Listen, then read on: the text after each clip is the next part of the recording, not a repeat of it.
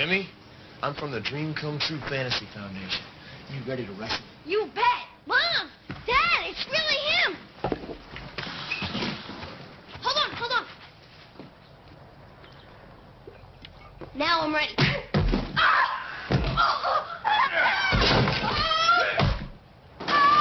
It looks so real. Don't count on Sprite to do anything but quench your thirst.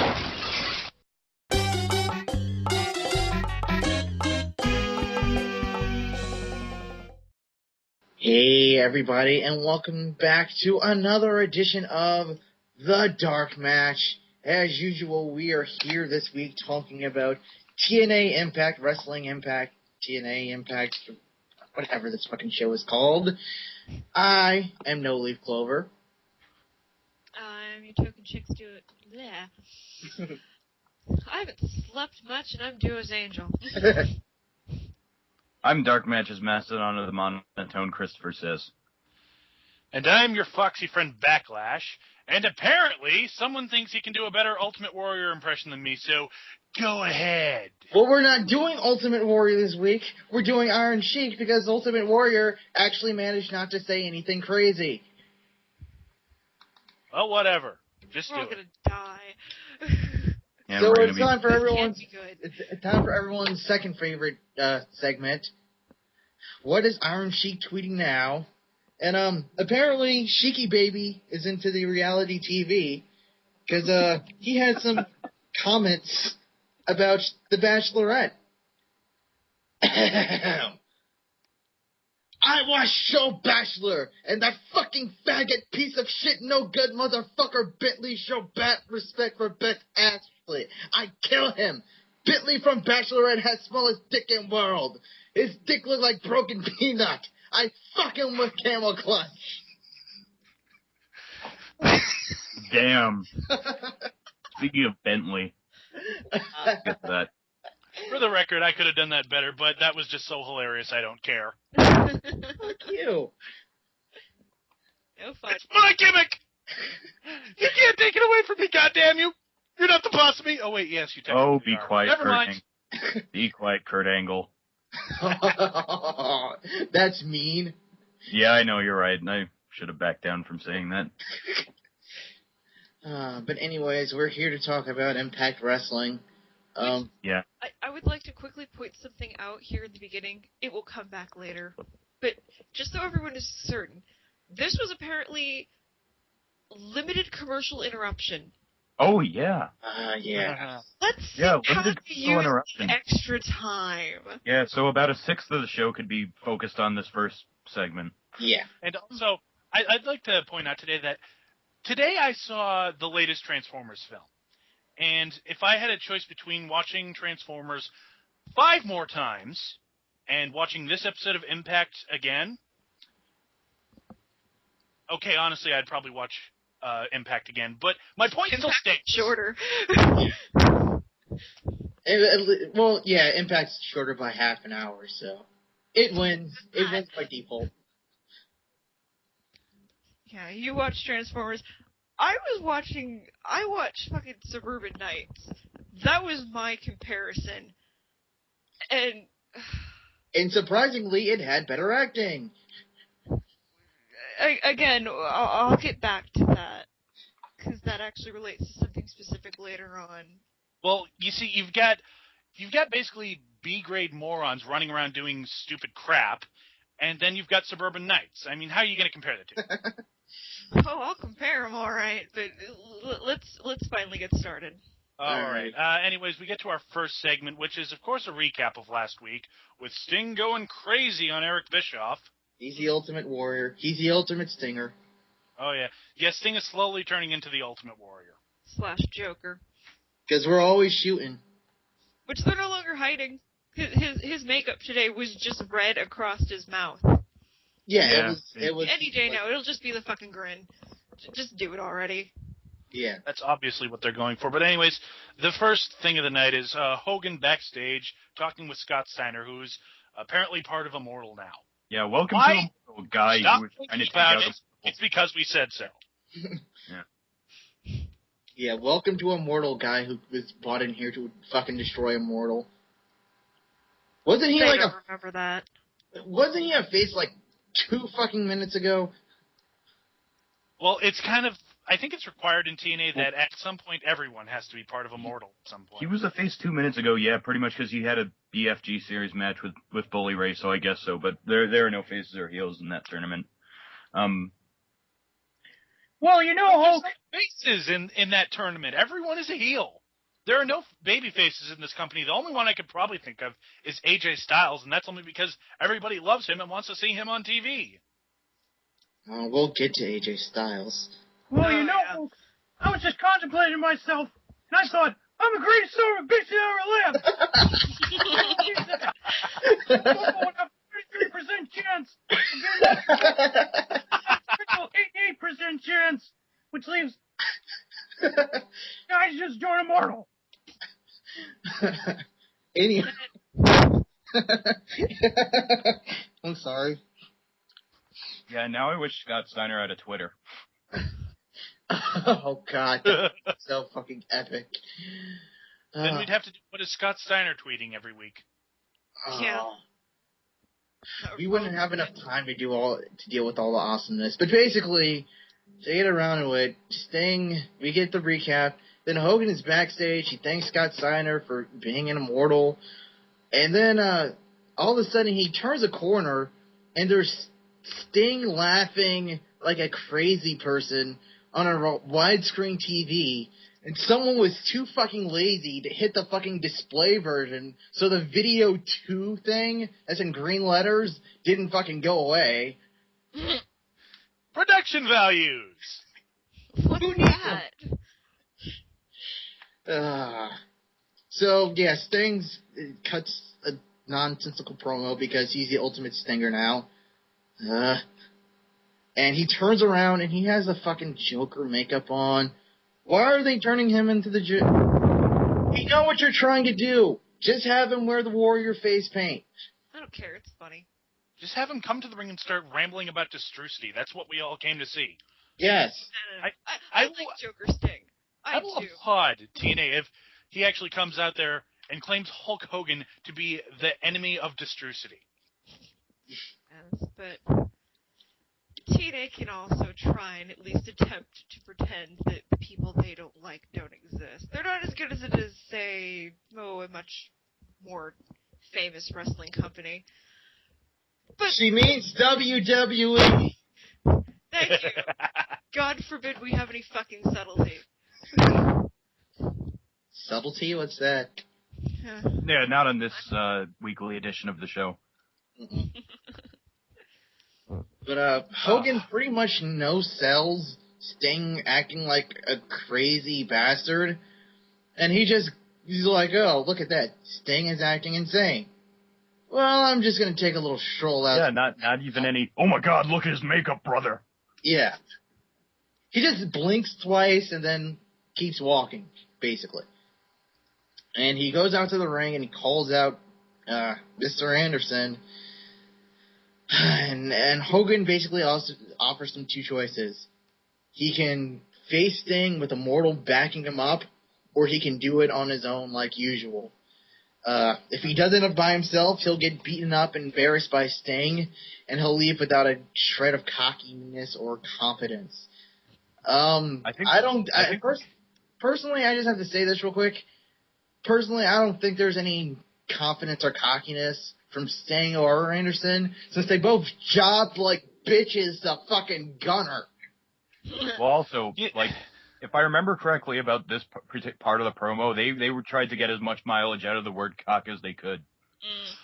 And here's my question. I'm cocky.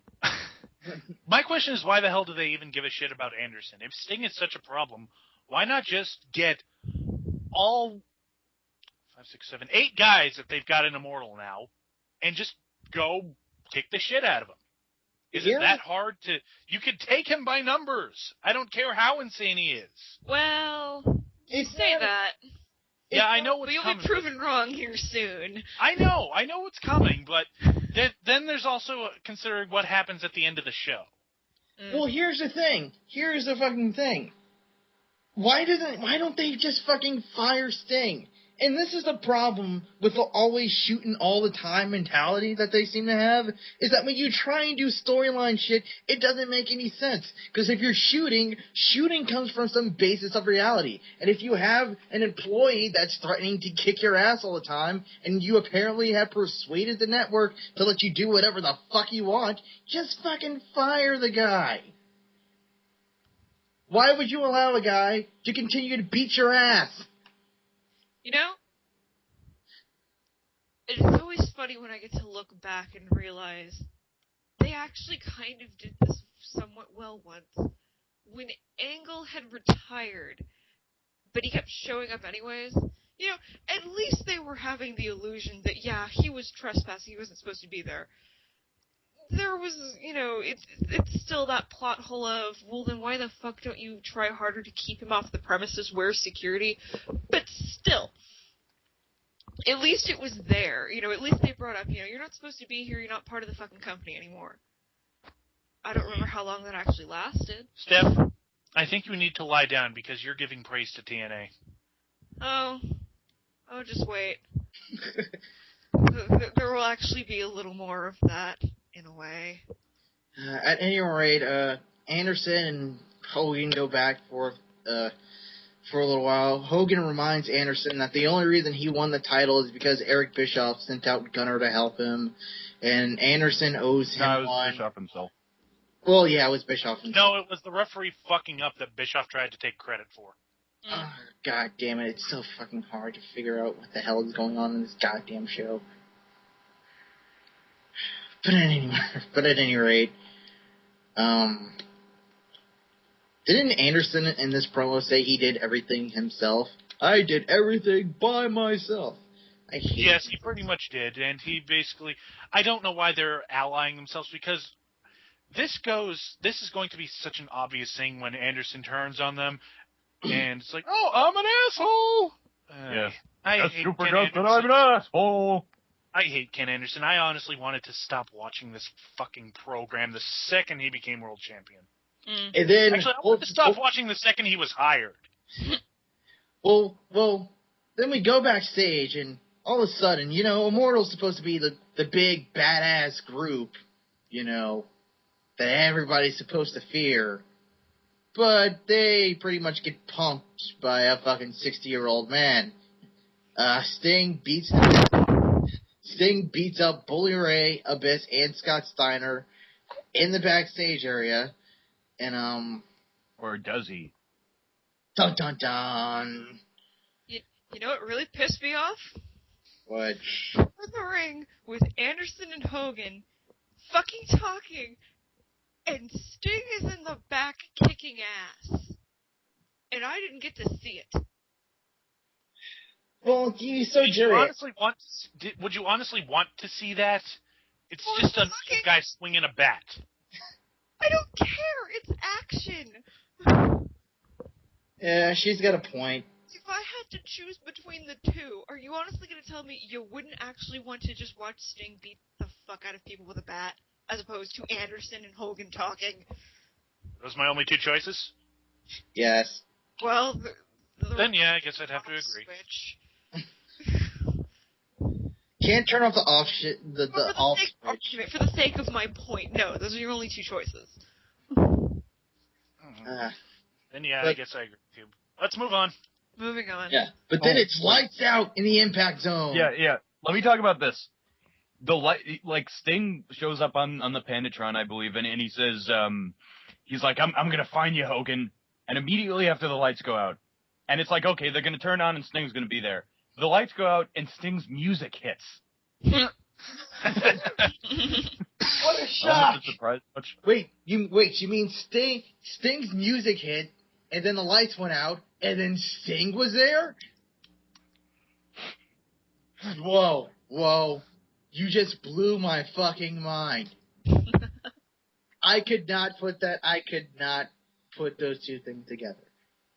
TNA, you are incredible. But I guess we're just biased. Yeah. We're so biased towards TNA. Anyways, we haven't yet gotten into the stupidness of this, because Hogan Sting hits Hogan in the knee with the bat, and Anderson just bolts. There's your world champion. He's running from a 60-year-old man with a bat. Yeah. And Sting says that their match at what was it? That their match on July 14th, it's going to be called Midsummer Nightmare. I don't know what that means. I assume it's just a Sting loses match. Because that's what it's going to be. Oh yeah, and he kind of plinks Hogan with the bat, kind of taps him. Yeah. Yeah, he brushes up against him, and Hogan starts screaming, "Oh, you broke my ribs, brother! I can't breathe, brother! Oh, brother! I can't breathe." It was like the most, basically, watch the Wicker Man scene with Nicolas Cage going, "Not the bees, all over my eyes!" Better acting. Yeah. Like people describing what's happening to them. Hogan was, yeah.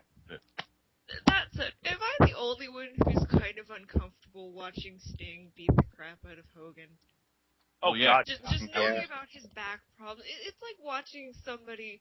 It's probably because I forget that Sting is actually, pretty much around his age.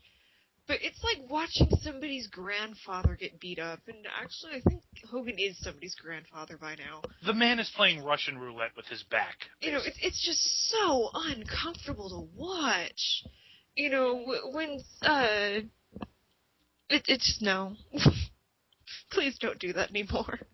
Yeah, Don't hit young guys to hit with bats. I can stand that, but... Yeah, then Sting like whips out a bottle of like Kirkland vitamin B12s or whatever the hell they are. Yeah, that's where it was. But it was getting into damn near torture territory. It's just like, ooh.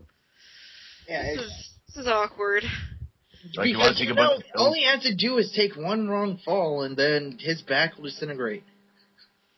Even just in storyline, it's just creepy, and this is supposed to be the face. Sting's our hero. Our hero's kind of an evil douchebag. Well, that's my point. There's no baby faces in the company. Everyone's a heel. Nah. It's like Randy Orton syndrome, except everyone has it. Yeah, I'd say the only everybody, clear-cut face is AJ Styles. Yeah, exactly. And this whole sequence comes to a head when Sting is like threatening to put him in the Scorpion Deathlock. Oh, he does. No, he threatened it. He had him in the position, but he's he never goes through with it. But Hogan, if I sit down, your back is pretty much done. And you're like, yeah, that's right. Maybe you should put him down. Please don't do that. But then, well, actually, we forgot a part real quick. Did anyone else remember? This segment is taking longer. It's taking so long. But did anyone? I know exactly how long it is too. Like 21 minutes, something like that. 16. Oh, well. Whole thing. Let the man speak. Sorry. But Sting is like, I gotta be honest with everybody. I was a Hulk Hogan mark. Because, we're always shooting. Always shoot. Yeah. Oh, but at any rate, to get back to it, Immortal comes out and Sting decides to back off the Scorpion death drop, and he backs off, and Bully Ray says, "You know what? I can't stand bullies. Irony." Oh, was he trying to be ironic? The bully, Sting. Was he trying to be ironic, or is he just that stupid? No, I think they're trying to say that, he's a heel, and like he says these things even though he's a hypocrite. Yeah. I actually, for the first time, because of how uncomfortable the whole, Sting basically torturing Hulk Hogan in the middle of the fucking ring was making me, when Bully Ray came out, for a minute it was actually just like, I'm actually kind of happy to see him.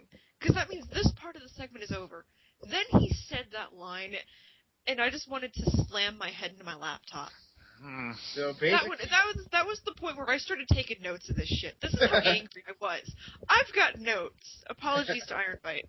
That's a great But at any rate, Bully challenges Sting on behalf of Scott Steiner, and Ray calls for the music, but Hogan stops him and says that he's gonna wipe the smile off Sting's face because you get it, he's the Joker.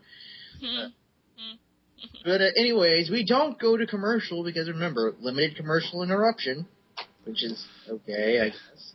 And I gotta love how The entire point of the end of that segment is basically Hogan just saying, "Oh, don't play their music, play my music, brother." Yeah. Yeah. But Mike Tenay and Taz run down the past week's results of the Bound for Glory series, and I will give TNA props. They are updating it. They're not like hiding what happens on the house shows and stuff like that. I will give them props for that. But I still have a problem with it, just because when we start the show, there's like a fucking 4-way tie for 14 points. Yeah, everyone has fucking 14 points. They're doing it correctly, and yet AJ Styles, Gunner, James Storm, and Matt Morgan have 14 points, and Crimson is in the lead with 17. They're doing this correctly and still somehow screwing it up. Yeah, because if you're going to do a point system, then you can't have a fucking 4-way tie for second place. Everybody has to get different kinds of wins. The heels have to fuck up and get disqualified, so maybe they're in the negatives, and then they have to fight their way back up. Or maybe a face accidentally gets disqualified, then he has to fight his way back up. You have to vary the fucking results of the match, because if not, then you end up with stupid shit like fucking 4-way ties, and Crimson possibly being the number 1 contender. Do you understand how fucking horrifying that is? The only thing worse would be Gunner's pal. Yeah, whatever happened to him? He got fired. Fell into the ether. Oh, really? Well, okay, yeah. I wonder about that now, but we'll get to that. Yeah, but I don't know. We should check the roster page, see if he's still around. Our Bound for Glory series match tonight is Samoa Joe versus Brother Devin.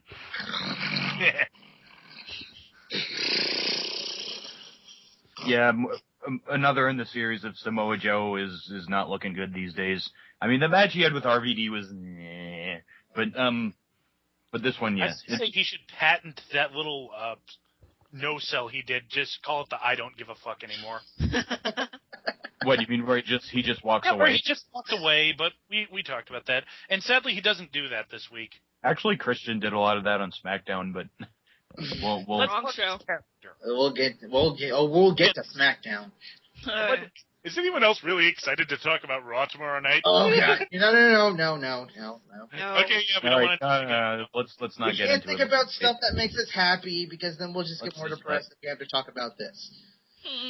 As far as the only thing notable about this was Joe's Yakuza kick, which he always does anyway. This was a slow, boring, plodding match between two fat guys. I mean, there's not really anything to say about this match. It was boring. It was slow. It was boring and slow and slow and boring. There for someone to get points. Yeah. I think we're going to be seeing a lot of that. Matches that are just about the points. But that's what you should be doing at the house shows. Yeah. Shouldn't they be having feuds revolved around this kind of thing? Like around the basic concept of it. Not feuds all the time, but just. Well, the thing is, there are various people, but obviously, over time, there are past feuds that could be kind of coming up again. Just like sort of, like old bad blood just sort of resurfacing. Things like that. Yeah, but they're not doing that. And I'm not counting what happens after this match, which we'll get to. Well, basically, by the way, Devon wins because, Devon has to win. Because, we can't have Joe win, because Joe, I think, is going to do that thing where they're going to have Joe go on a fucking losing streak. But because Joe's the only person in the tournament that had 0 points right now. Wrap your head around that bullshit. But anyway, Joe gets out of the ring and he's all like, "Oh man, I can't believe it. I tried to put him in the submission, nothing worked." Then we see Pope in this fucking explosion feud that no one fucking knows about. Pope is backstage with Devon's kids celebrating. Pope's like, "Yeah, I'm gonna go find Devon's wife and celebrate." No one cares. And sadly we should, because the Pope is just that awesome. He's the one star they actually created, and he's the one star,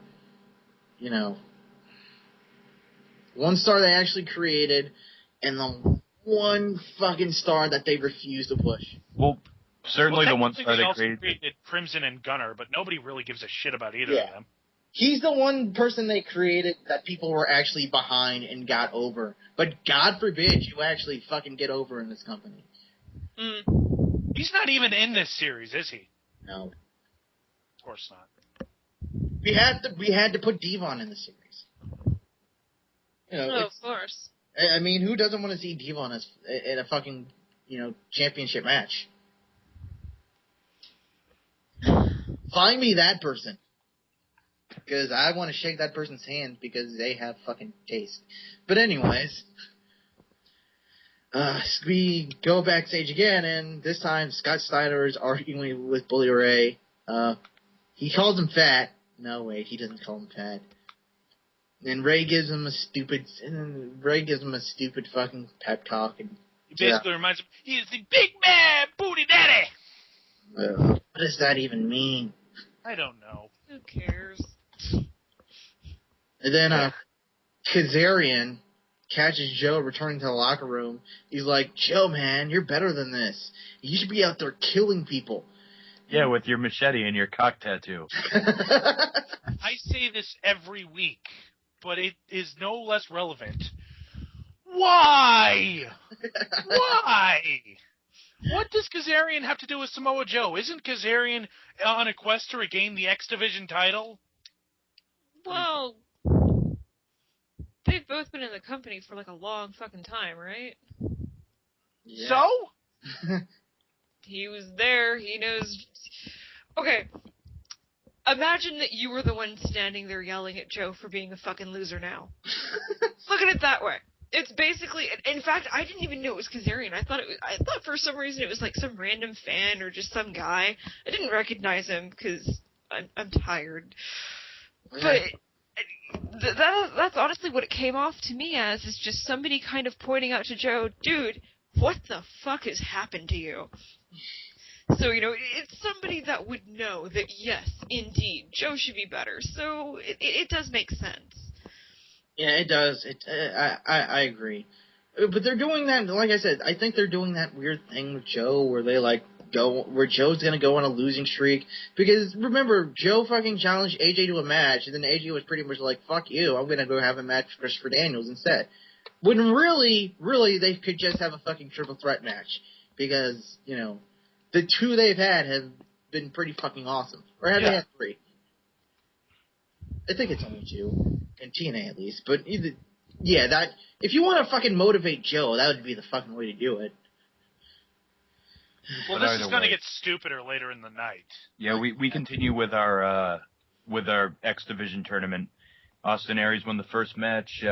Shima Zion or Zima Ion won the second one. Now we have a match between Low-Key, Jimmy Yang, complete with Flying Elvis's attire, and Matt Bentley. Hey guys, did you know he's Shawn Michaels' cousin? Really? What? No. In other news, Village Killer spelled backwards. So I don't know why they're going with the name Matt Bentley for this tournament, because people might actually remember Michael Shane. Well, the guy who won the first No, I think Ultimate X Bentley's match. more predominant in his indie shows these days. So. Well, this goes way back to what they had to do, because basically WWE was like, okay, enough of this fucking Michael Shane shit. He does the super kick. He does all this Shawn Michaels type of shit. Fuck this. Either change his name or fucking we'll actually start to pay attention to you in the way you don't want. So they changed his name to Matt Bentley. Well, his name is Matt Bentley. That's the thing. Yeah, exactly. Whatever, that's a minor gripe. I was actually kind of getting into this match, despite the fact that Matt Bentley is clearly a bit out of shape. Well, He's not Chris Harris out of shape. No, he's not. He's not wild fat. He's a bit doughy. Yeah, he looks a bit doughy and out of shape, but for the most part, this was, for an X Division match, I don't think it's been as good as the two that preceded it, but it was still relatively decent. It was passable. For one thing notable, like, Jimmy Yang got a lot of distance with this diving crossbody on the outside. Was one thing I remember. Yeah. I mean, And, he got some fucking air. Yeah, and I don't want to talk about Loki's double foot stomp or lack thereof. Oh. Yeah, that was awkward to... If I had to take a guess, I think he might have actually been afraid of actually trying to hit that move. Like That's what it looked like. He was going down, and he's just like, "Oh fuck, I'm gonna kill this guy if I land." No. See, the thing about it is that he's done it for years, and like the concept is that he keeps his legs bent so that it doesn't really affect him too much, unlike his kicks. Yeah. But well, then he just fucked it up in midair. That's what I choose to tell myself, anyways. But Christopher says you're echoing, by the way. Thanks a lot. But anyways, Christopher says. Still? Yes. But anyways.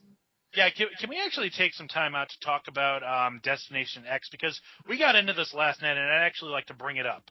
Okay. Defenders of TNA are saying that guys like us will just bitch about anything that TNA does. They say that we want the X Division back. They're giving us the X Division, and we're still complaining. Here's the problem, though. They're completely half-assing this. Yes.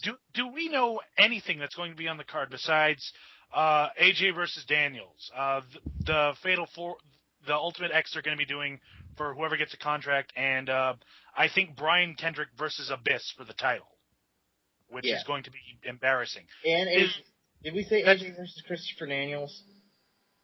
Yeah, isn't that that's still the match? Yeah, sorry. Okay. Yeah.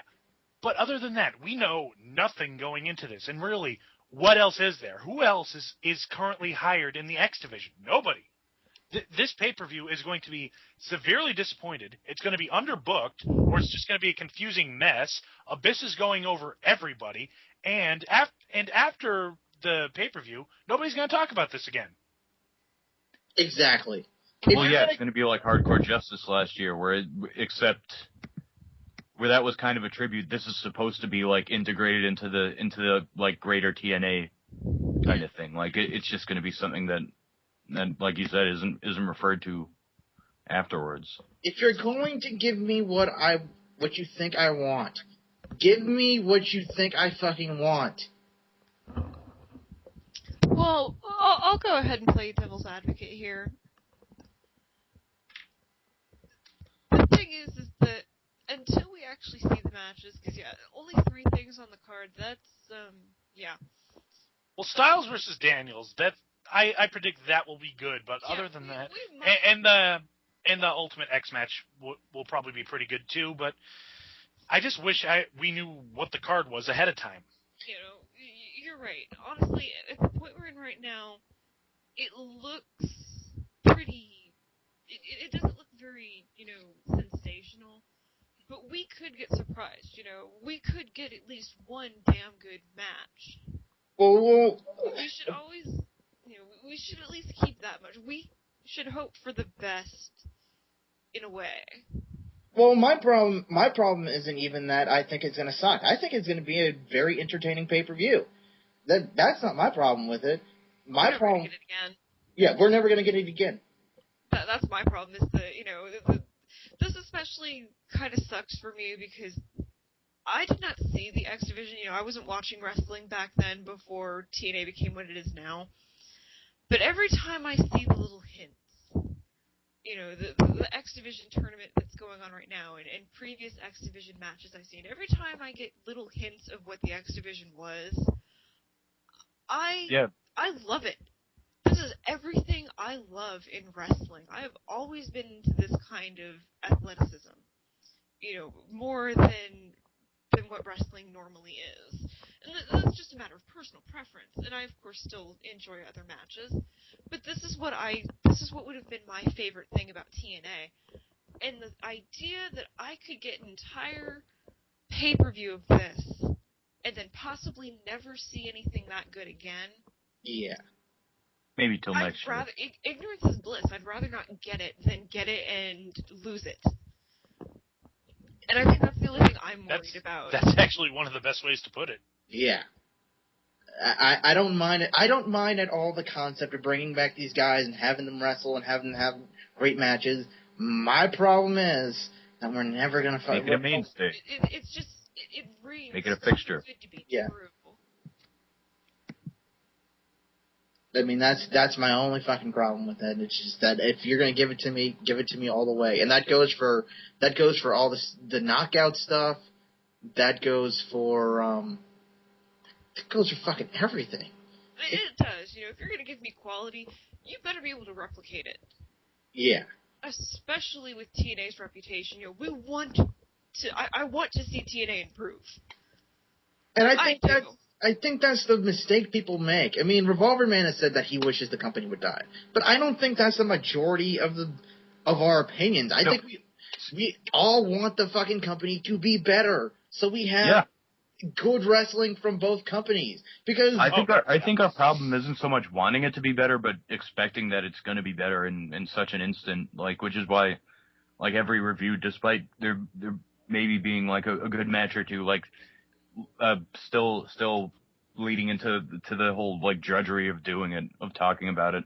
Yeah, but at any rate, I think we've gone on. Yeah, we've been over this too much. But that was a good idea, Backlash, to kind of explain where we're coming from on because you could say that about most things in TNA. It's not that we dislike them or hate them or anything like that. That's not it at all. We just want it to be better, and we want it to be better for a prolonged period of time. But at any rate, we get a video package for the X Division guys talking about what the X Division has meant to TNA, and it meant a lot before they decided, to bury it. But then we go to Madison Rayne backstage. Because she's a killer queen and something. Oh my god. I have nothing to say about Madison Rayne that I haven't said a million times before. Can we move on? Well, I have something to say about her. Where the hell has she been? Yeah, that's one thing is, where the hell has Her she and been Tara. lately? And for another thing, am I the only one that's just kind of bored? Well, they've had nothing for her to do for a long time. About a month. This whole upcoming match was just... This is actually how I felt about most of the matches tonight. But really interesting. Yeah, but Winter and Angelina come in, and Madison accuses them of stealing her lip gloss. Really, Jesus. Winter was actually kind of an interesting character at one point, and now they've just turned her into yet another bitch. It's like watching they took away the mystery and really killed her. Yeah. Well, they've also turned Angelina Love back into like the beautiful person or whatever gimmick she was before, without any clear transition. Yeah. They basically hand waved it. They were basically like one night. Winter was like, Angelina, drink your drink, and Angelina was like, no, I don't need that anymore. Here's the problem, and I actually want to go in on this in detail in another way, and I eventually will get my full thoughts on this angle out. But all I'll say for now is that they wrote themselves into a corner. Yeah. And then they just kind of went, instead of trying to figure out how to back out slowly or really work with it, they just jumped ship. Yeah. And this is the result. And it's not going to get, I don't know if it'll get any better on the way out, but it's pretty much dead. The sooner they just drop the whole damn thing, the better. And then we go back, Winter and Angelina say something about me. And then we go backstage. No. This was not backstage. Bar. Yes, we were at a bar, and they said it was on a cell phone. If that was on a cell phone, I'll eat my camera, okay? I'll eat my headset, because no cell phone camera shoots that good. The iPhone does not shoot that good. It was the regular fucking shaky camera. Yeah, not so much a high-end cell phone, but a low-end digital camera. Yeah, really. But we see Samoa, and by the way, how the fuck did they get to a fucking bar so fucking fast? Weren't they just backstage? Well, Is there maybe a the bar is backstage. Aren't you aware of that? Universal Studios bar. Your family.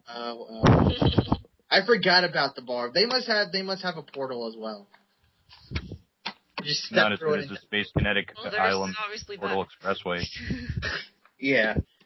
Apparently they just built Tin Ford in the fucking impact zone somewhere. Anybody gets that joke, I will be very, very happy. I get that joke. But Joe beats the crap out of Kazarian for some reason, and then Hogan is backstage keeping his fist. He's going to fight someone. Jesus Christ. Whatever. Elimination Hogan's match. the angle with Hogan's so shit that it's knocked you out of puberty, no leaf so much. It's almost as if you want to believe in Hogan again. Yeah. No, it doesn't. Anyways, elimination match. Winner Angelina Madison Rain versus fucking hell. Winner Angelina Madison Rain versus Tara, Miss Tessmacher, and Mickie James. It takes forever to get to the ring because each woman comes in individually. Yeah. Yeah, that. The notes we're looking at says that the entrance took like 10 fucking minutes by themselves. I believe that. Yeah. Yeah, I believe that too. Good thing And we have I was limited actually commercial pretty interruption. confused about the whole thing at first, especially since they came out like one at a time, or mostly one at a time. I was fucking confused as hell because I missed the part where they said what the match was. So at first, since Winter and Angelina Love came out first, I thought maybe it was a tag match, and then Madison came out, and then Tessmacher came out after her, and it's just I started getting all kinds of fucking confused. Yeah, it's just whatever. It would have been better if they had all just come out together, because at least then it would have been obvious right away, and it would have been faster. Real good use of that extra time, guys. Thanks. We really wanted to see this. Again, the only thing these matches are good for lately has been seeing the development of Miss Tessmacher to me. Because apparently I like her more than pretty much everyone else. I mean, I'm not saying she's like the greatest wrestler ever, but she has... Can I kill whoever came up with her stripper gimmick? She's a step above Eve Torres. Let's leave it at that. She's a step above Eve Torres. Does that mean, well, Eve Torres is a step above Alicia Fox, so... Yeah. Well, who's at the bottom of that? Caitlyn? Yeah, I can't disagree with it. But the Bella Twins? Yeah, this match was fairly miserable. Yeah. Yeah. Nothing happens. The finish. The finish was weird. The finish was weird. I would imagine this is going to go somewhere, and I don't like where it's going. Well, here's the finish. Basically, both Miss Tessmacher and Tara get eliminated almost immediately. And then Madison Rain starts arguing with Winter because they're all beaten up on Mickie. And then out of nowhere, Mickie just waffles her and gets the 1, 2, 3. And Winter says, like, no. She has to learn. And so now it's down to 2-on-1. And so they end up double teaming Mickie. And then once they've got her beat, Winter is like Angelina's about to pin her, and then Winter's like, "No, I pin her. You stand over there." And in the process of Winter basically trying to get Angelina back off, Mickie recovers and basically kicks their ass. Yeah. So now now Angelina's her own person again, and we're already teasing a fucking breakup of that particular tag team. Like I said, they're trying to get out of this angle as fast as possible, and it's messy. Russo, do something else. It's not that difficult. I don't know who's in charge, but you know what? They're a fucking idiot. And Russo. But again, I will get to that someday. Why does Vince Russo love breaking up tag teams so much? Who knows? Does he think it's dramatic? I think he thinks it's a good angle because when you break up a tag team, it's supposed to be like I guess it's supposed to be like instant conflict, you know. And theoretically, when you have a tag team, here's the thing: when you have a tag team, usually at some point you're like, man, I'd like to see these two guys, you know, go up against each other one-on-one. The problem is, none of his fucking tag teams are together long enough for you to ever fucking reach that point. Like if they decided to do James Storm versus Robert Roode, we'd all probably bitch because we all like beer money. But that would be an interesting fucking angle because they're a tag team. They've been a tag team for a very long time, and you'd want to see what those two could do outside of just, you know, wrestling tag team. You want to see what would happen if they wrestled each other.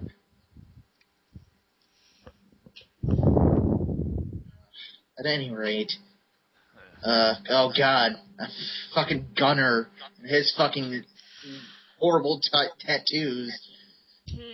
By the way, what was it he said that just made us rage at the end of his promo? He said something. The fact that he's pursuing the world champion, that might be it. No. It was something about like he's going. He said about AJ. I think he said he's going to break both his faces. The hell does that?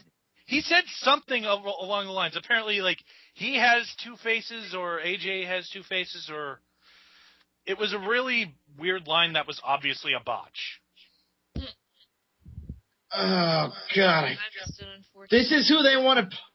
Oh no! I remember. He was talking about how he got cut from Anderson's razor-filled beer, and he's saying, "I've been cut up on all my faces."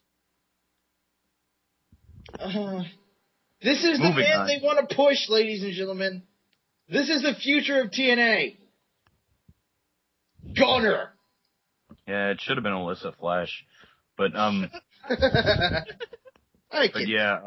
after their hype of Abyss and Brian Kendrick arbitrarily, where we don't see Abyss and/or Brian Kendrick anywhere, just a video package that they threw together. We go to this contract signing of the match between Chris Daniels and AJ Styles. Okay, this is where the show lost me. You mean as opposed to the 16 minutes in the beginning? The whole limited commercial break, what's coming up, which is actually feels like it should have been 3 separate things, but everything we're about to talk about was in one thing. There was no commercial break. In one. Admittedly, I wasn't watching it with commercials, but it does not look like they ever broke for commercial. No, they didn't. It was all one fucking segment. Yeah, and that was a bad idea. But let's go ahead and get into it, and then I'll explain myself better. It's the contract signing for the match between Christopher Daniels and AJ Styles at the main event at Destination X. And they're the main event? Yeah, apparently. Yep. There's a fucking title match. Yeah, there is. There's not a title match at Destination X. There is. It's Abyss versus Kendrick. Yeah. Right. Well, let's be honest here. Do you want to fucking see Abyss versus Kendrick in the main event? No. Exactly. That's not the point.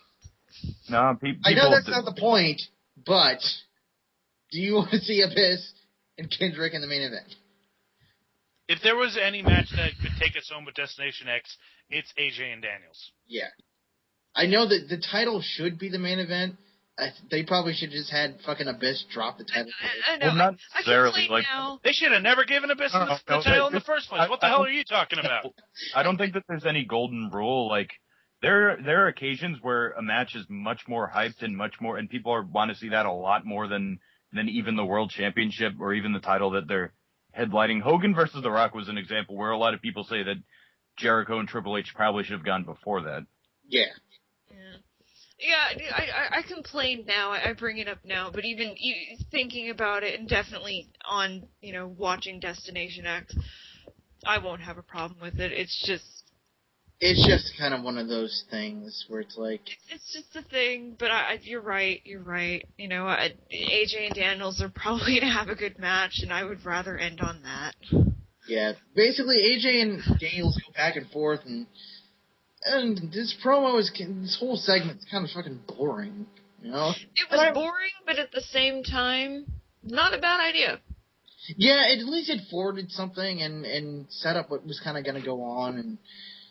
You know, this is basically what I consider segment 1. Yeah. It was them doing the signing and them kind of breaking out the whole idea that, you know what, this isn't personal. This is just a match. You know, we want to do something really great, and you and I can do it. That's Daniel's whole angle, and AJ's kind of weary. You know, he's kind of worried that it could get personal. That this could really. Oh yeah, Daniel's consummate heel. He's doing the old what's that trope called? Oh God, I don't know. Oh Jesus! Way to put us on the spot. Genre something or other. Oh, genre savvy. Genre savvy. Yeah, Genre savvy, yeah. Which of course definitely works in wrestling. You know, everybody should be at least a little bit. You know, so they've got that going on, and I like that. It was kind of boring, but it was a good setup, and we still have, you know, well, we had a week. Yeah. And that brings us to segment 2. 2. We're no break. Yeah. Immediately after they're done talking about this, Jerry Lynn, who I have no idea who the fuck he is. He is actually a very good wrestler, and one of these he's days, an excellent wrestler. Yeah, I mean, one of these he's days, basically he is going to show you sure, matches of it. It's almost like a... And I didn't watch last week, so and they even did say that he was on last week, and I missed last week because it was my birthday. It's something like Belated birthday.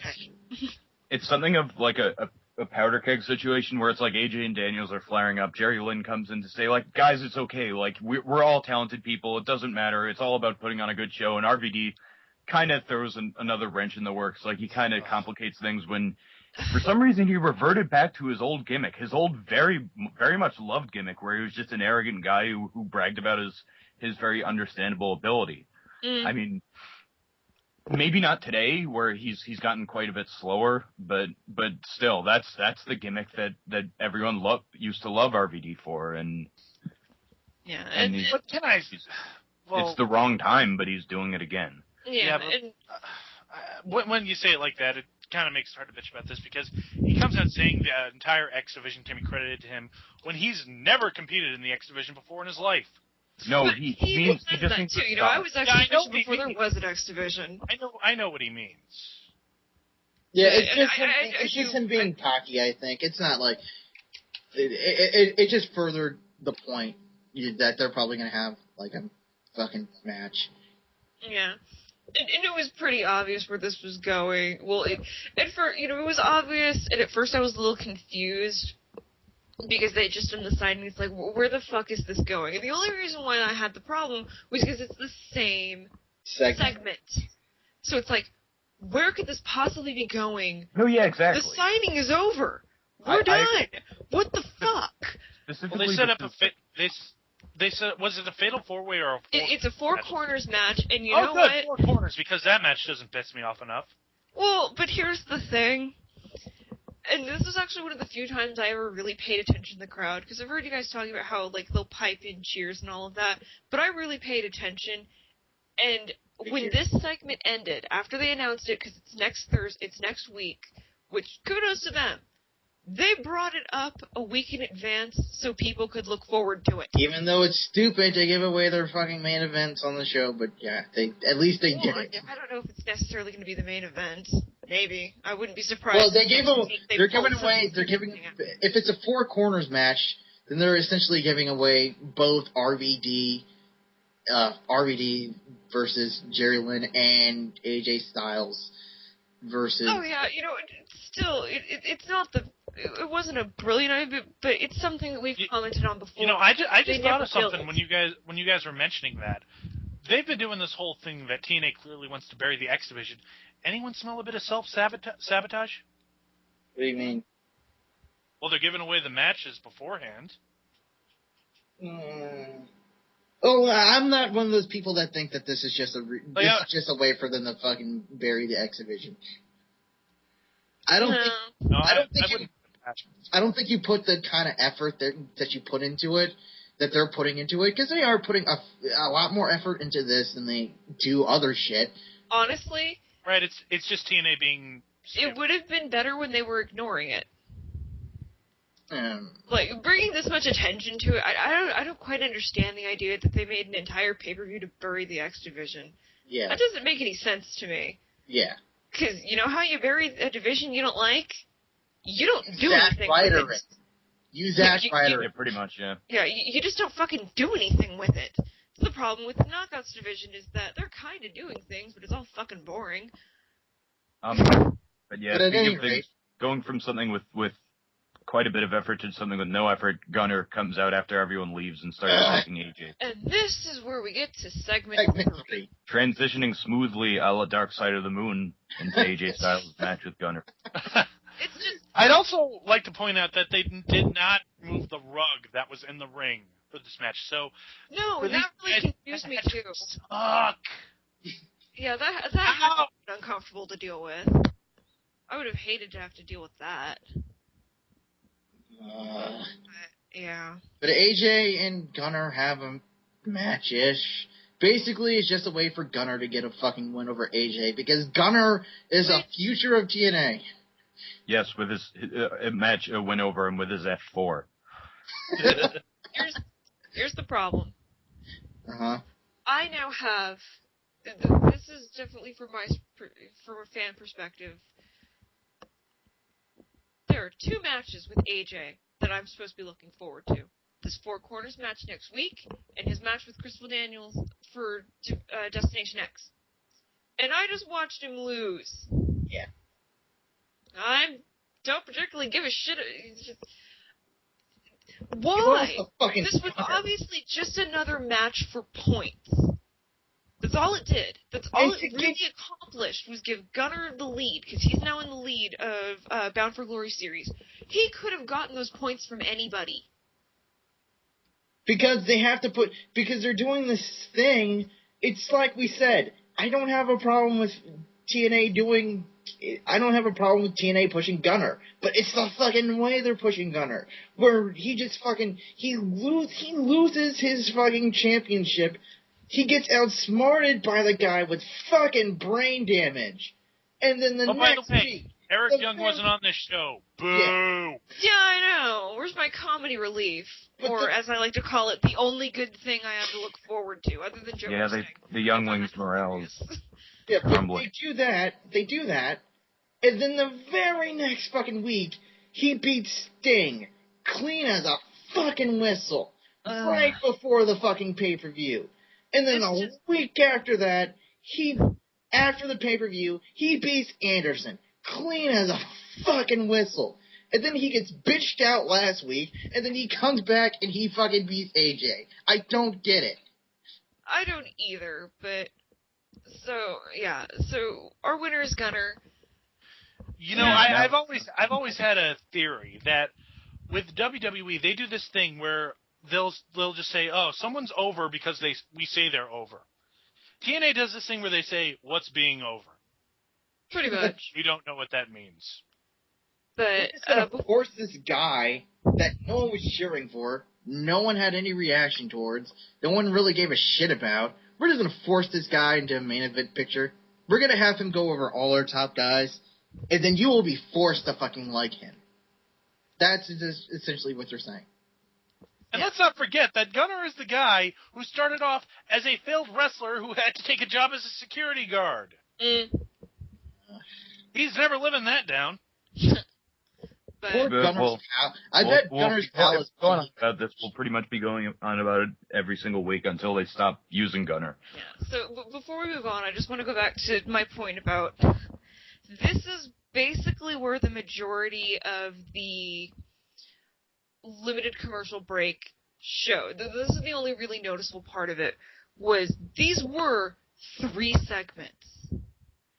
Should they, I definitely understand that, yes, they should have gone one after another, And I might just be applying storytelling in the wrong way to wrestling. That is such an easy thing to fall into. I've realized is that you can kind of get a little too into the idea of the stories, and the stories are just kind of there for fluff. You know, I try and remember that, but because there was no break, because this was all one continuous thing, it dragged. Yeah. I was so bored by the time that match started. And all it would have needed was the signing happens, Jerry Lynn's music hits. You know what? Just gotta go to commercial. This is a taped show. We know it's a taped show. We'll deal with it. Yeah. Just cut. Kind of leave it there. You do the commercials, you come back, you do segment 2 with Jerry Lynn, RVD, set up the match for next week. And then cut again. Better yet, honestly, the Gunner and AJ Styles match probably shouldn't have happened immediately after. Yeah. That I would have moved. Although I can't even remember what the next match was.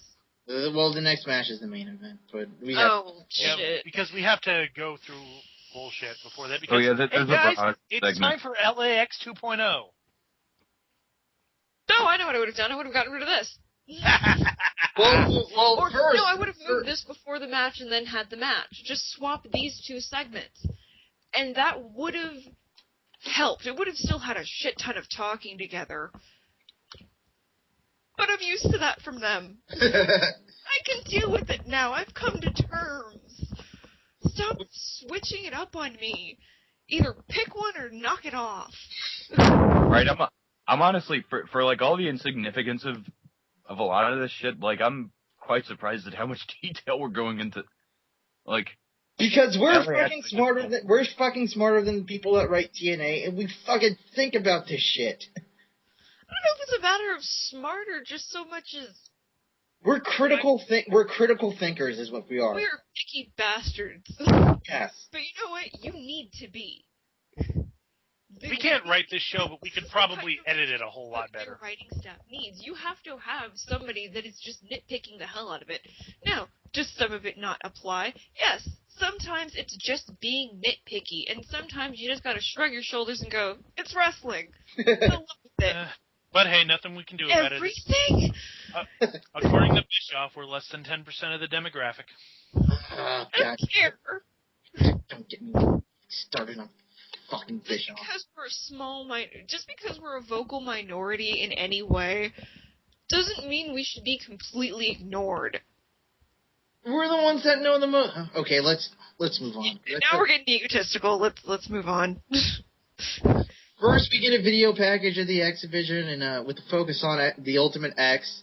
And then we go backstage to Sting, who's being all Ultimate Stinger-like, and he says Steiner is in the wrong place at the wrong time. He laughs maniacally. Has he not seen Heath Ledger's The Joker and how fucking subtle it was? And he laughs unemphatically, maniacally. The cartoon character was more subtle. Yeah. And then we get a fucking video package looking at the history of the Velvet Sky versus ODB feud. Really, this happened? Oh yeah, and then she cuts a promo that kind of makes me angry, where she says, like, I've been bullied all my life, and I haven't had anything handed to me. I've worked for everything, and you were in The Beautiful People a year ago. How have you been bullied? Remembers that. I'd pretty much give up red meat to spend the night with Velvet Sky. This is like just as bad as Bully Ray calling someone else a bully. Yeah. Or The bitching fact is about that someone Velvet being a Sky bully. is supposed to be a face, even though there really are no faces, but whatever. Shut up. Stop talking about what I say. But yeah, we now we go to the fucking Mexican America thing where they're saying, like, why aren't we in the Bound for Glory series, even though beer money is? And then British Invasion interrupts to say, well, we may be foreigners, but we like being in the U.S. because it gives us fucking careers. Even though the irony is that they're probably getting paid about as much as Mexican America, and that's probably not too much at all. So A couple of questions from this. One, why does the British Invasion give a shit about what Mexican America is doing? Two, when did the British Invasion become faces? 3, why is the British invasion still hired? They haven't been on TV since fucking lockdown. Yeah, it took me a minute to realize who they were. Like, when they came out, my immediate thought was, what the fuck happened to beer money? If they're out there bitching about beer money... Think of anymore is beer money, and all of a sudden, I start looking at them for a while, and it's like, oh, this must be British invasion. They're out there bitching about beer money, though. How about you have them get confronted by, I don't know, beer money? Exactly. No, actually, they were here in Slammiversary, which was last month. Like, Who cares? I don't care about LAX. I don't give a shit about Hernandez and fucking Chavo Bagwell anymore. God, Hernandez is a fucking Chavo deep Bagwell. He sounds like he's been smoking for years. Yeah, Hernandez lost his voice, so he couldn't rock the mic, so they put Anarchia on the mic, and he just sounds awful. He sounds like Chavo and Buff Bagwell. Chavo has dignity when he talks. No, you know what he sounded like? He sounded like a white guy from Brooklyn trying to fit in with the hood. I can't imagine why. This segment was stupid and ends with LAX beating up fucking British invasion. And then Rob Terry fucking comes out, and I guess Rob Terry's back with the British invasion because, we were all dying to see fucking Rob Terry again. In the words of Brian Alvarez, the big muscle man. But this is, who knows? Maybe next we'll see the return of Gunner's pal. Wouldn't count on it. Well, you know what happens next? Jeff Jarrett Jeff and Karen Jarrett's Angle. back. Jeff Jarrett and Karen Angle. Which, let me point out, Jarrett does not put over the fact that he won the AAA title. Which almost makes me think, like, the administration there were like, no, not on your TV show. We don't want that fucking shit happening to our title. You may have it, but don't fucking talk about it. No, I think they're just holding off, and he'll show up in TNA with the fucking belt. They're just holding off on it. Fine. AAA fucking lends their wrestlers to fucking TNA all the time. Either they don't know or they don't care. Oh, they have presents for Hulk and Eric when they get back, so I guess that's it. That's one of them. He's like, oh, look, we're the greatest in the world in Mexico. Is it the Karen and Jeff Jarrett porno? Because I am morbidly curious about that. Ew! What's wrong with you? I can't stand to see the two of them, period. I don't want to see them have sex. Like I said, morbid curiosity. Well, yeah, Bully Ray is basically, like, bringing up everyone's morale, trying to do that, and he's like, go home, Gunna. You won, go home. And it gets dumber, because Abyss is reading porn, and Bully Ray tells him to knock it off, because they gotta help Scott Steiner, but Abyss can't find his mask. Now, funny thing, Chris Abyss has a Facebook page. And if you go to it, the first thing you're going to see is Chris Abyss without his fucking mask. No, that's his Wikipedia page. Well, whatever. Yeah, no one cares. He basically looks like a stoner. Chris. It's really funny.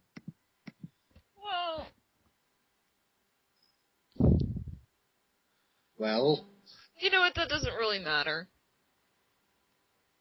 This is the few times that they actually do something story-wise that makes a little bit of sense. Yeah, but this isn't going we know what he anywhere. fucking looks like, but he's supposed to always have the mask on. But this isn't going to go anywhere. And that begs the question. All right, that's a good point. Never mind. And that begs the question if his mask is so important to him, and apparently he's only taken the mask off to, like, give the mask a mouth. He's changed masks a couple times, but he's never really had it off. He walks around with the mask on all the time. What in the blue fuck? Why did he decide to lose his mask tonight? Why? I don't know. Because I hate things like this because it's so fucking... There's so much fucking plot contrivance. And I know we're nitpicking, and I know it's just wrestling. I know. I know. Some fucking consistency would be nice. I know. But I think this is the one. This can be the one thing tonight that we should probably just let go. Yeah. It's not Yeah. fucking worth it. Sting We're in versus the home Scott stretch Steiner. now. Let's just get to the main event. Yeah. Only thing notable about this was the camel clutch without any has, unfortunately, and the T-bone suplex that Steiner does. Ooh. Good at those suplexes, though he does a lot of them. Anybody know how long this was? How long was this match? 7 minutes. Oh my God. You know what? I'm not going to complain because I have no interest in seeing Sting versus Scott Steiner wrestle for any longer than that. It's just, again, limited commercial interruption. And my main event was 7 minutes. And it was Scott Steiner Opening versus... segment was 16. Well- We're talking. Well, if you wanted a 16-minute match between Sting and Scott Steiner, you're going to have to expect a lot of belly-to-belly suplexes. It's once again, I understand, and maybe this is something I should let go too, but it's the fucking principle of the thing, damn it. I understand what you're the saying. The whole limited commercial interruption was, you know what, this wasn't the day to do it. They took the time that they would normally spend on commercials and added in more talking. You know, this just was not the Impact to spend that on. You know, I don't know if there's any special rules to actually working out getting that kind of thing done where you have limited commercial interruption. You know, if you have to have, like, X amount of money and you just kind of pick a day, this wasn't the fucking day. But they didn't promote it. That was the even stupider thing. Well, that's not really the kind of thing you promote. No. Because fucking WWE promoted. They had a commercial-free Raw, and they promoted that shit. They were like, they made a big deal out of it. It's like it's gonna be like having a Monday Night Raw that's like a pay-per-view. And actually, that show is kind of boring. If I can remember, it was kind of shitty. But still, they promoted it. That's the thing. This was such a waste. You know, that extra time that they had. It honestly screwed things up more. You know, the few times it ever showed, it showed in a bad way. It wasn't worth it. And I know it had to have cost them extra money. This was not worth it. This was not the Impact to do it on. I can't imagine what Impact would have been, but damn it, there have been better Impacts. Certainly been ones that have never actually pissed me off. This is the first time I've ever been legitimately angry. I have never actually been pissed off by Impact before. That's your guys' thing. I've never cared before. Congratulations. I've now joined the ranks of the fucking Red Onis of the show. Huzzah! Yeah, I'm blue. I'll be back to normal next week. But yeah, after the match happens, Sting does his whole face paint thing with Steiner. By the way, he wins with a Scorpion Death Drop. That'll put asses in the seats.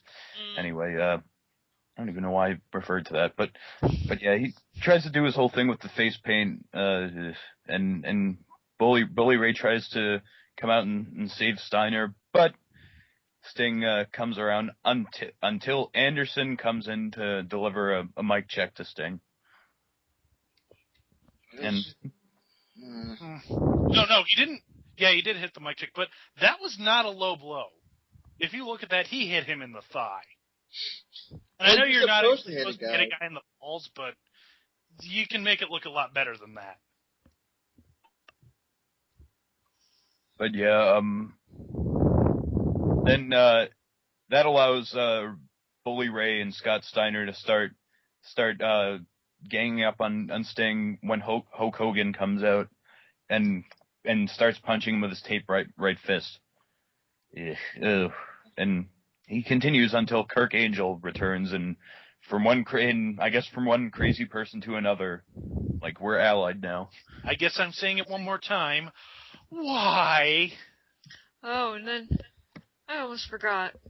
What? Here's the really fun thing. Oh, since I had to watch Impact today, shameless plug for other people, Part 6 of Suburban Nights went up right before I watched the main event. And I basically said, I've got time. Fuck it. I'll watch this now, because I'm certainly far more excited for, the freaking that guy with the glasses 30-year anniversary than I've ever been for Impact. Yeah. So I sit down and I watch it, and it was, admittedly, this is my favorite part now of the whole thing, but there was fighting in it. Bunch of nerds with wooden and plastic swords. Someone's echoing. War Machine? I thought the show was over. I'm sorry. No, you fucking dork. God damn it. Mute your Oh, mic. screw you. I heard Mute talking. your mic. Shut up I and didn't. mute your mic. stop. God, way to fuck up my point, dude. Ass licks, all of you, except you, Duos. You didn't. Mute do your anything. mic. So, bunch of nerds with wooden and plastic swords doing what is essentially a comedy battle. Was more exciting, was more entertaining, and in a way better done. Although I admittedly I'm not very good on how actual wrestling matches should be, so that one I'm kind of have a hard time really saying. But it was certainly far more entertaining than the main event. Bunch of nerds on the internet did a better job in entertaining me with fighting than professionals. Veterans at that. That's sad. Well, from one perspective, they're veterans. From another perspective, they're a little bit too much veterans and washed up, and they shouldn't really be doing this. And you can't expect them to do this at the same level. And I'm not excusing them. They should still be above a bunch of nerds on the internet. Correct.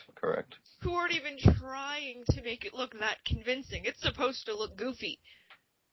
But yeah, either way, now Kirk Angel is involved in the entire. And speaking of Kirk Angel, I can't fucking wait till Jericho comes back. Not that WWE hasn't just dropped a fucking bombshell on us all, but we'll talk about that tomorrow. Yeah, but besides that, Duos said her final thoughts on Impact. My final thoughts, I didn't like. This was one of the worst shows. Because I've been giving TNA credit where credit's due. I've been liking their last few shows haven't been fucking horrible.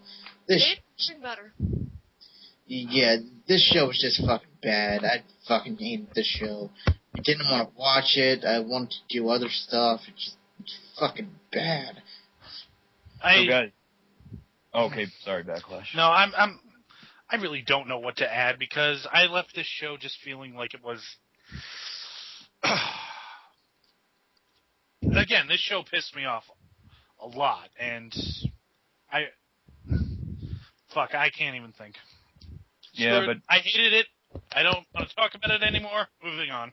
But yeah, we got a question for everyone in this discussion. What gets more screen time than Jay Lethal this week?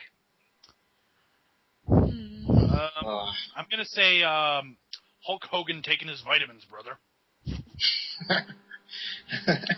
I'd say Hulk Hogan describing things that are happening to him while he's hurting, even though it doesn't sound like he's genuinely hurting, gets more screen time than Jay Lethal. The fight I didn't even get to see with Sting beating the fuck out of Immortal still managed to get more screen time than Jay Lethal. Even if it was just the aftermath. Sorry, I've got nothing this week. Broken beer bottles in portal bars get more screen time than Jay Lethal. And if you didn't, and I want to get this out of the way right now, so we don't have to deal with it. No, we are never fucking reviewing All Wheels Wrestling. No. No. I don't even Mike think I would watch do that. Not us. No. Sorry, Jay. Sorry. We want you to be wrestling on television, not wrestle racing, whatever. They made Crush Hour. They actually made Crush Hour. They made Crush Hour an actual fucking show. Ali says he'll do it. I'd like to see that, actually. Ali, if you want to do it, man, you can do it. Okay, there will be no official dark match as no standard Dark Match podcast for All Wheels Wrestling, but we'll see what we can do. If you really want it, we'll see what we can do. Yeah. Anyway, I'm Christopher Says the Dark Match is Mastodon of the Monotone. I'm Duos Angel, your token chick. I'm Backlash, and I didn't get to do Iron Sheik this week, so I'm gonna say, you watch the Dark Match! Alright, fuck you in the ass, I put you in the camera crutch, I make you humble! There's my Iron Sheik for this episode. Whatever, Backlash. I'm gonna leave Clover, and I just realized I'm gonna be up until 7 a.m., so that's gonna be fun. Well, for the rest of you lovely fans, good night and good luck. Cue music.